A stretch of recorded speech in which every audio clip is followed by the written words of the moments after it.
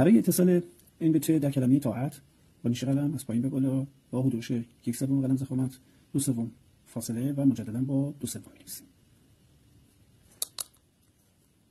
به اندازه یک قطعه قلم حرکت می‌کنیم به پایین. با نیش قلم همون شیبیه که برای نوشتن عین تنها استفاده میشه یا برای نوشتن سین به ت. ببینید این مثلا این شکلی اینجا ساخته میشه به این صورت. اینجا یک نقطه جا میگیره. فضای اینجا 2/3 قلمه، ضخامت اینجا 2/3. البته این تا 3/4 هم میتونه گاهی اوقات تغییر کنه و بیشتر باشه.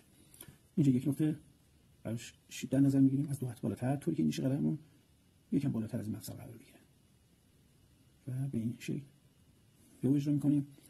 اینجا هم به اندازه باز مجددا 2/3 تا 3/4 قلم فاصله است و توی این مسیره.